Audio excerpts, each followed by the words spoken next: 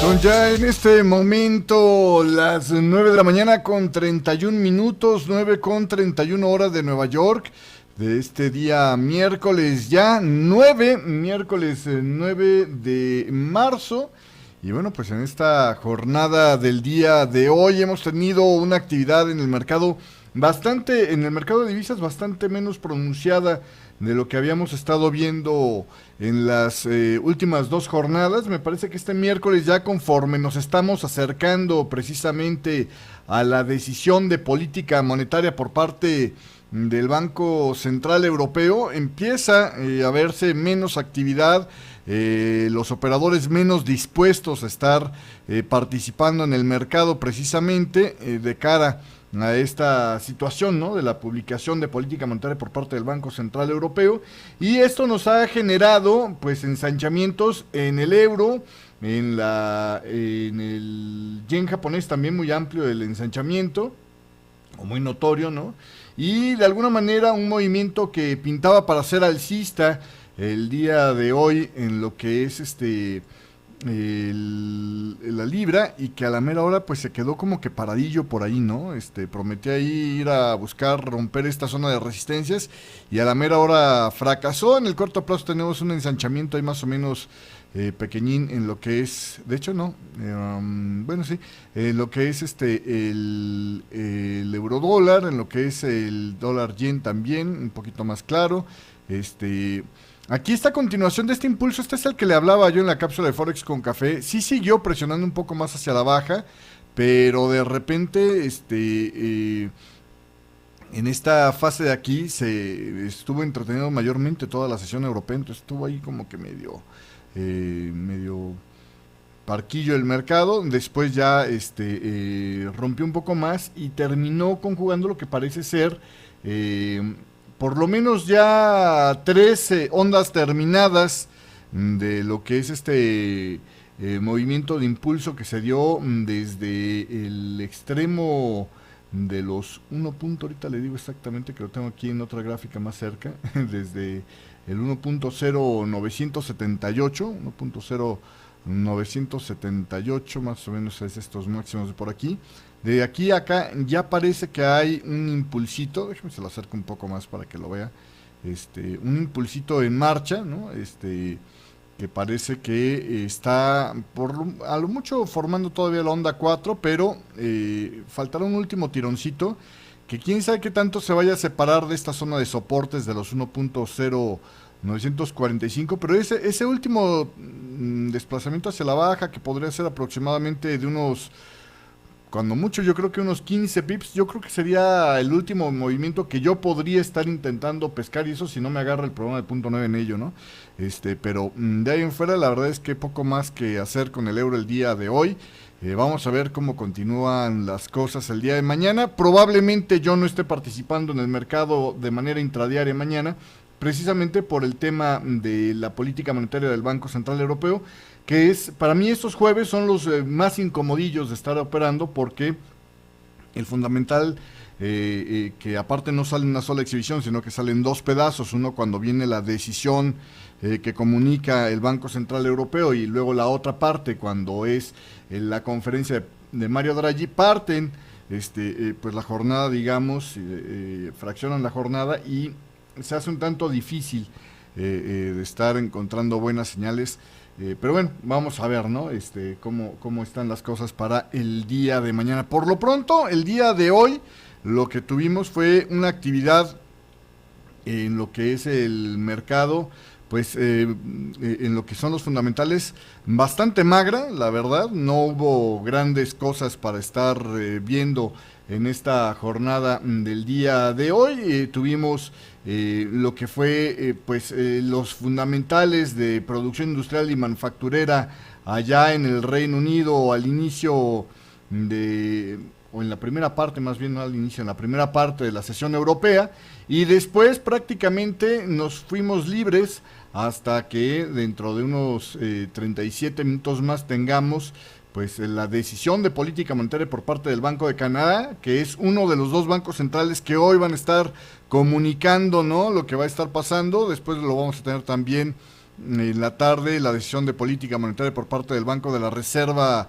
de Nueva Zelanda, que también se espera sin cambios, y finalmente ya para la última parte de la jornada vamos a tener los datos de inflación allá en China, que vamos a ver cómo queda este dato, pero podría ser interesante, ¿no?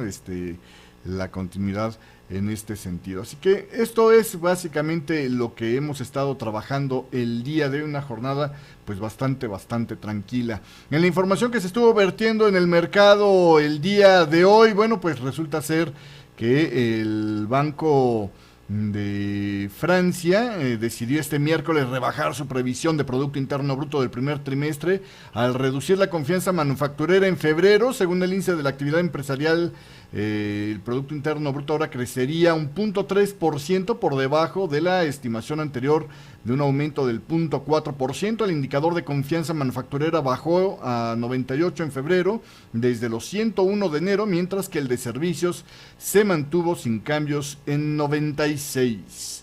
Y en otra información, fíjese usted, hace unos días decíamos, no había todavía comunicación sobre el tema del próximo movimiento de política monetaria para el Banco de Inglaterra.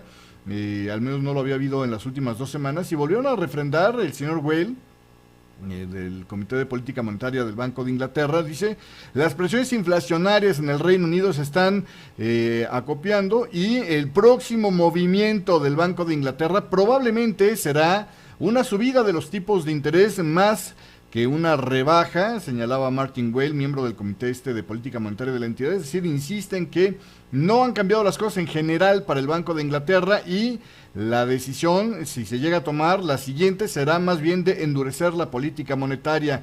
Whale señaló durante un discurso en Nottingham, Inglaterra, que las presiones de los precios están aumentando a pesar de un crecimiento salarial que es un poco más flojo de lo esperado. Es más probable que se necesite un endurecimiento de política monetaria más que una relajación cuantitativa en el Reino Unido en los próximos años, sentenció Whale. De acuerdo con el texto de su discurso, los inversionistas dudaban que el Banco Central fuera a subir los tipos de interés este año o inclusive hasta el próximo, según los derivados o según el cálculo que se puede tener por los futuros sobre las notas del Tesoro británico. Y aunque se espera que el próximo ajuste sea al alza, Whale también indicó que la entidad dispone de un margen considerable de maniobra para relajar la política monetaria aún más en caso de que empeoraran las cifras. Sin embargo, no se mostró entusiasmado con la idea de situar los tipos de interés por debajo del cero, tal y como lo ha implementado ya el Banco Central Europeo. Y continuando con más información, bueno, pues resulta ser que la Comisión Europea lanzó advertencias sobre desequilibrios económicos a una buena parte de las economías allá en Europa. Sobre esta información y más al regreso en el siguiente bloque de Punto 9 aquí a través de Radio Forex Hispana. No se vaya, regresamos enseguida.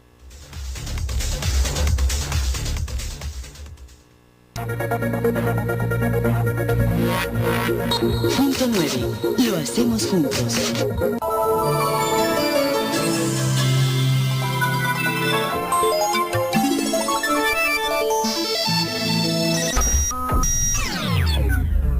Los números de Fibonacci tienen una gran interacción con los mercados financieros. Descubra cómo estos patrones inherentes a la naturaleza en todas sus expresiones, desde el número de los dedos en su mano hasta el comportamiento de las tormentas, se hacen presentes en todo lo que nos concierne, incluso los recorridos del precio para detonar las decisiones de sus operadores. Entiende este concepto y aprenda a sacarle provecho con el curso más completo en español sobre el tema de Fibonacci. Disponible en www.educacionfinanciable.com. Punto 9. Conducido por Sergio Rocha. Seguimos con más en vivo aquí a través de Radio Forex Hispana. Gracias por estarnos acompañando y continuando con más de la información en esta jornada. Le decía, la Comisión Europea determinó que las economías de Francia, Italia y Portugal, además de la de Bulgaria y Croacia, sufren desequilibrios económicos que pues determinó como excesivos, por lo que estarían sujetas a una supervisión específica del Ejecutivo Comunitario. Por otro lado, Finlandia, Alemania, Irlanda, Holanda, España, Suecia y Eslovenia también experimentan desequilibrios, pero a secas los determinó, ¿no? Es decir, no son excesivos. Para Austria y Estonia se ha hecho por primera vez una revisión en profundidad, mientras que Bélgica, Hungría, Rumanía y el Reino Unido no presentan hasta este momento desequilibrio. Sobre este tema, Matteo Renzi, el primer ministro de Italia, aseguró que su país no tendría ninguna dificultad para respetar sus objetivos económicos, después de que la Comisión Europea le advirtió precisamente de estos desequilibrios que había calificado como excesivos. Creo que todos los países tienen desequilibrios respecto a los objetivos de Maastricht y a las reglas más o menos justas introducidas después, como el Pacto Fiscal Europeo. Sin embargo, Italia está en forma, aseguró en Venecia este señor Renzi, luego de un encuentro bilateral con el presidente de Francia, Francois Hollande. Aseguró que Italia no tendrá ninguna dificultad a la hora de respetar los compromisos, porque la fase de una Italia que no cumple con sus deberes ha quedado en el pasado, decía Matteo Renzi, que también desmintió los rumores que apuntan a una corrección de los presupuestos para este año, ya que, según sostuvo, los números ilustrados por el ministro de Economía, Piercarlo Padoan, son reales. La Comisión Europea, le digo, este martes había determinado que las economías de Francia, Italia y Portugal, además de la de Bulgaria y Croacia, sufren de desequilibrios macroeconómicos que son excesivos, por lo que estarían sujetos a una supervisión comunitaria. La evaluación responde a la revisión en profundidad llevada a cabo por el Ejecutivo Comunitario en 18 Estados miembros para determinar si sufren desequilibrios macroeconómicos y, en su caso, determinar también cuál era su gravedad. También a España, bueno, pues que le dijeron que experimenta estos desequilibrios macroeconómicos. El Ejecutivo Comunitario enviará, dicen, unas recomendaciones fiscales al gobierno de España en funciones, con vistas a la corrección temprana del desvío del déficit, si bien la decisión la haría pública para tener tiempo de avisar antes al país. Esto lo haría el día de hoy. Ayer anunciaban estas recomendaciones. Son una especie de alerta y podrían enviarse en cualquier momento a un país que se encuentre dentro del procedimiento por déficit excesivo, si la Comisión Europea presiente riesgos de no corrección en el desvío o se incumple el objetivo de déficit marcado. El Ejecutivo Comunitario considera que España incumplió el objetivo de 2015 de tener un 4.2% de déficit del Producto Interno Bruto y que no alcanzaría una corrección a tiempo y duradera en 2016 mientras no haga un esfuerzo fiscal que le recomiendan para alcanzar déficit de solo el 2.8% del Producto Interno Bruto, decía en su informe el vicepresidente de la Comisión Europea para el Euro y el Diálogo Social, Valdis Dombrovskis. Afirmó en una rueda de prensa que el análisis sobre España muestra que el balance por cuenta corriente y la competitividad de los costes está mejorando, pero que persisten importantes retos en una serie de sectores. Así las cosas con España, dice la Comisión Europea. Y pasando a otro tema, fíjese usted que China puede aceptar un crecimiento económico levemente menor, siempre y cuando el empleo se mantenga estable y los salarios sigan aumentando, señaló este miércoles un responsable de la unidad de investigación del gabinete de este país. Las medidas de apoyo de China para la economía son adecuadas y no existe un plan para implementar un fuerte estímulo, señaló Juan Shouhong, subdirector de la Oficina de Investigación del Consejo de Estado, en una conferencia de prensa ya en Pekín. Los líderes de China han fijado un objetivo de crecimiento económico de entre un 6,5 a 7% para este 2016, en comparación con el 6.9% del año pasado, que fue, por cierto, pues la expansión más lenta en un cuarto de siglo. El gobierno aún tiene muchas herramientas de política monetaria a su disposición e intensificará las medidas de apoyo para la economía si el crecimiento cede por debajo de un nivel razonable, decía el señor Hong. Bueno, pues ahí tiene usted lo que opinan sobre este tema. Y el día de hoy vamos a tener la publicación más adelante de lo que es precisamente los inventarios de crudo allá en Estados Unidos, emitidos por el Departamento del Petróleo. Eso va a ser en aproximadamente una hora. Y sobre este tema del crudo, bueno, pues el día de ayer rebotó al cierre del mercado ligeramente. El West Texas Intermediate cayó un 3.69%, quedó en 36.50, lo cual todavía sigue entrando dentro de la categoría de un rebote profundo, pero rebote con respecto a las ganancias del lunes. El Brent también cayó un 3.06%, quedó en 39.59 el barril. Y digo, si de plano sí, perdió los $40 por barril, pero el día de hoy ya se está recuperando y el Brent está en 40.22, ganando 1.46% en esta jornada, mientras que el West Texas Intermediate gana el 1.66% para estar cotizando en los 37.09 en esta mañana. Oro y plata se mueven hacia la baja, 1.35% a la baja el oro, está en 1.245 la onza. La plata está perdiendo 0.77%, está en 15.26 la onza. La de cobre está en 0.45% al alza el día de hoy, para tocar los 2.2320 la onza de cobre. Así las cosas en esta jornada, donde el dólar index ha estado ganando alrededor de el punto, ¿qué fue?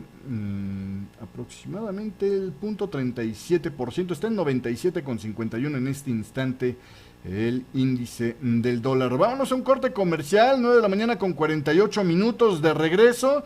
Le voy a estar platicando lo que opina uno de los columnistas expertos en la Reserva Federal, John Hilsenrath, sobre el próximo movimiento de la Reserva Federal de los Estados Unidos.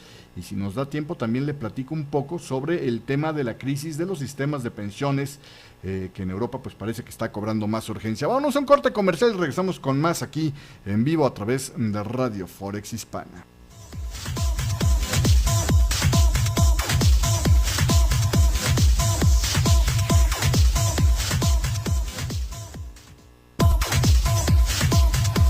Punto 9. Lo hacemos juntos.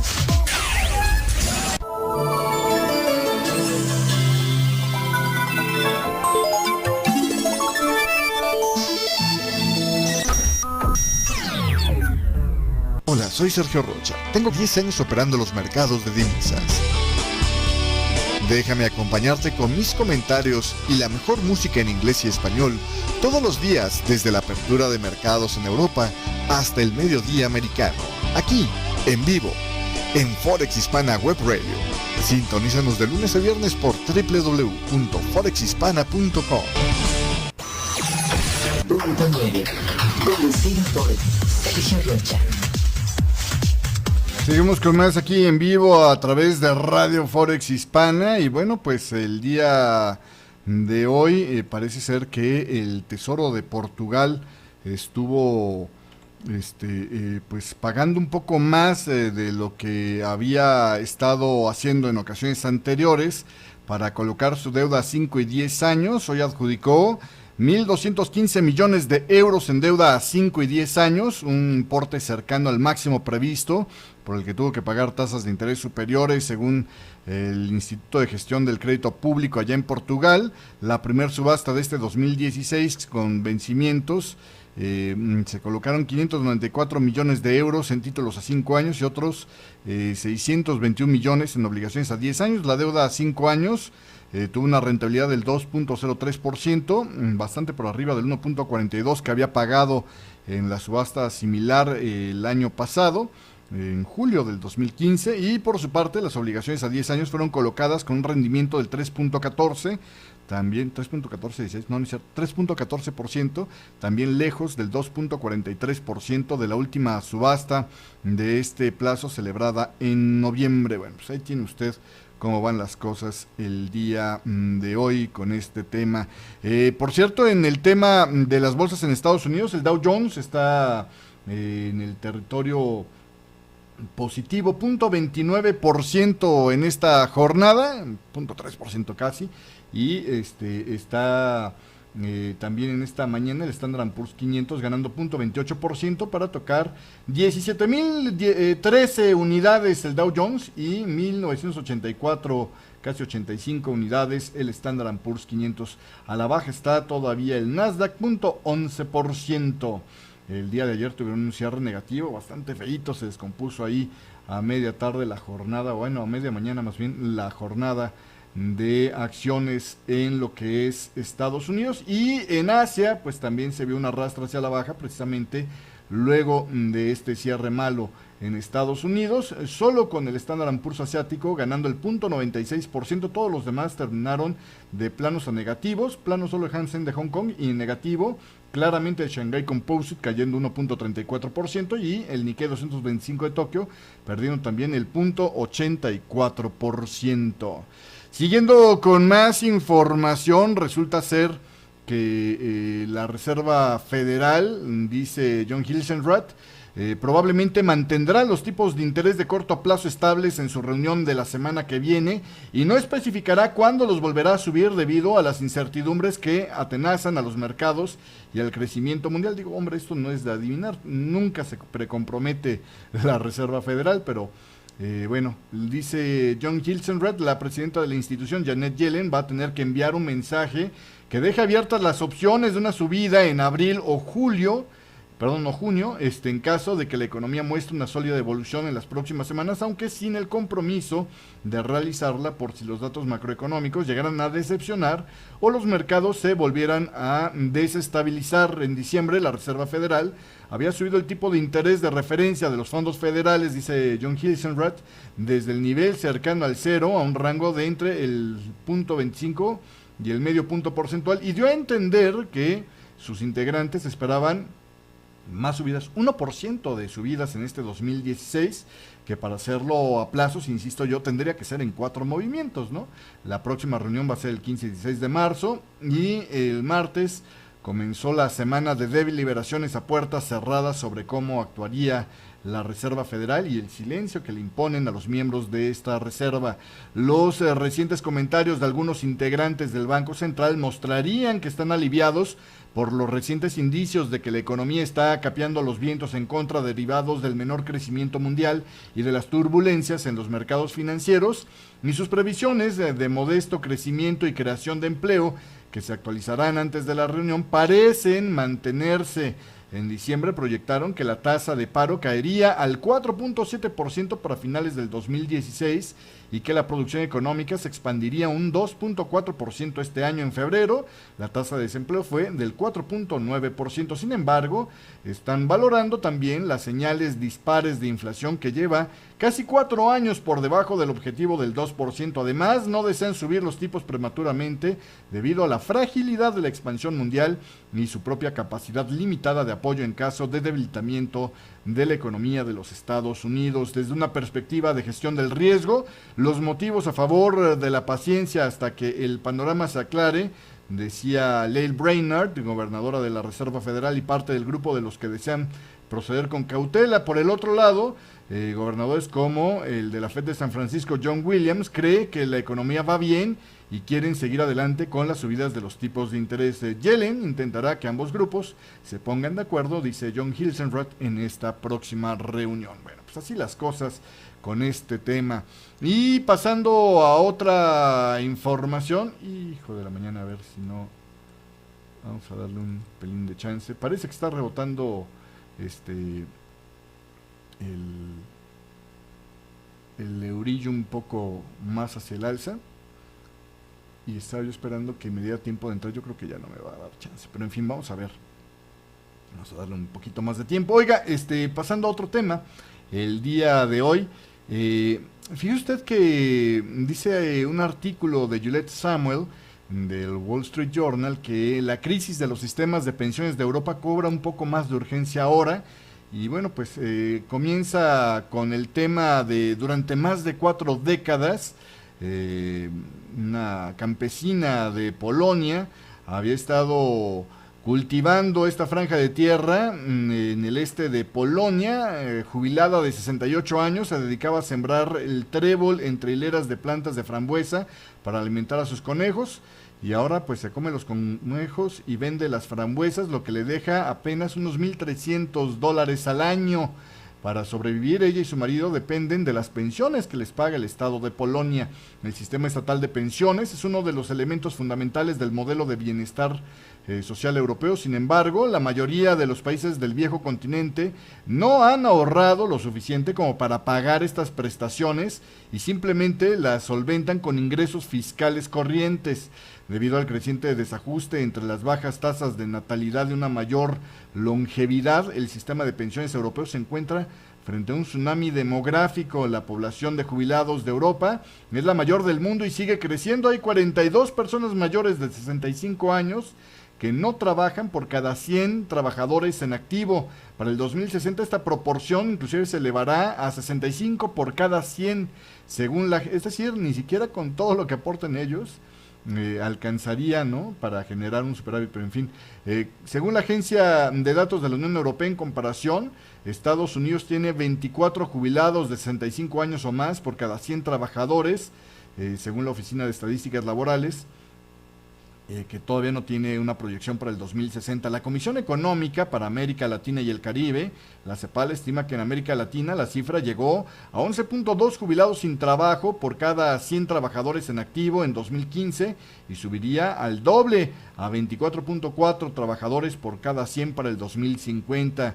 Si bien este problema ha estado incubándose durante mucho tiempo, ahora se vuelve más urgente por las cargas de deuda, uno de los productos de la crisis de este 2008 que están obligando a los gobiernos a replantearse sus prioridades. Por ejemplo, Grecia, el país europeo con mayores dificultades hasta ahora, ha tenido que reducir la generosidad de sus pensiones en repetidas ocasiones. Sin embargo, no es el único que está viéndose obligado a reconocer que ha hecho promesas que no puede cumplir.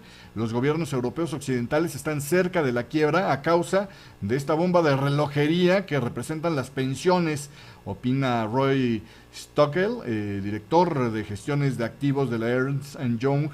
Stockel agrega que demasiados baby boomers, la generación posterior a la Segunda Guerra Mundial, están llegando a la edad de jubilación con la expectativa de que el Estado proveerá. Incluso Estados Unidos, a pesar de contar con un fondo fiduciario para la seguridad social, afronta críticas por prometer más de lo que puede costear. Se prevé que en unos 12 años dicho fondo, compuesto en su mayor parte por pagarés del Tesoro, no alcance para cubrir todas las obligaciones y que en el 2035 se agote la situación de Europa. Es inclusive peor, la llegada de más de 1 millón de inmigrantes en el último año podría aliviar esta presión demográfica si muchos de ellos terminan sumándose a la población activa. Los ingresos fiscales entonces sí podrían aumentar lo suficiente como para mantener el modelo de pensiones a flote. Sin embargo, antes de poder trabajar, estos inmigrantes pues necesitan vivienda, alimentación, educación y atención médica, lo cual implica un impacto sobre las finanzas públicas que las autoridades acaban de comenzar a evaluar. El problema de las pensiones no sigue el patrón familiar de esta crisis de la eurozona, que enfrenta al norte pues con un sistema más próspero y un sur más derrochador y profundamente endeudado. Algunos países con desafíos demográficos como Austria o Eslovenia han estado entre los mayores críticos del sistema de Grecia. Y interrumpo esta nota un momento para platicarle de la publicación de la decisión de política monetaria del Banco de Canadá. Deja, como se esperaba, ampliamente el dato de las tasas de repo a el 0.5% sin cambios en medio punto porcentual. La tasa de interés de referencia allá en Canadá anuncian el día de hoy. Y sobre este tema, pues la situación es de movimiento hacia la baja para el dólar canadiense. Parece que aquí hay una especie de hombrito cabeza a hombro que podría ir a pagar bien, Ojo con esto. El pago terminaría más o menos a esta zona de soportes, cerca de esta zona de los 1.33,12 el día de hoy. Bueno, pues ahí tiene usted el desplazamiento hacia la baja a consecuencia de la decisión de política monetaria por parte del Banco de Canadá, que mantiene la tasa sin cambios en el medio punto porcentual.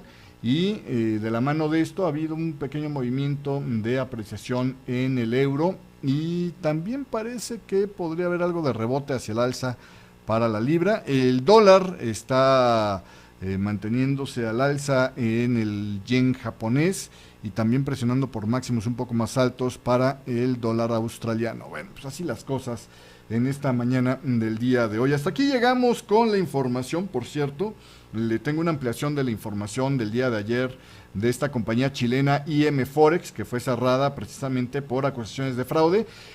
No es el broker del que yo estaba pensando, que es el primer broker que le digo se abre directamente desde América Latina. Este broker en Chile sigue operando, cambió su nombre hace poco, pero sigue operando. Y este caso de IM Forex se trata más bien, al parecer, de un gestor de fondos que cometió el fraude de prometer rentabilidades en un mercado que es pues de renta variable o de riesgo, vamos. Para que usted, si gusta ver más sobre este tema, le hemos publicado una charla el día de hoy que estará a su disposición en unos momentos más, que ya está en YouTube subida, pero que aparecerá en las redes sociales también en un rato más, y ahorita le pongo la liga precisamente en el chat de Radio Forex Hispana. La gente que nos está escuchando en vivo, muchísimas gracias. Yo creo que hasta aquí llegamos el día de hoy. A la gente, nada más en un rato más estaríamos platicando del cierre del mercado, y a la gente que nos está acompañando en una versión grabada a través de YouTube, pues muchísimas gracias por la compañía. Yo lo espero el día de mañana con más en vivo aquí a través de Radio Forex Hispana. Pásela bonito, nos vemos, adiós.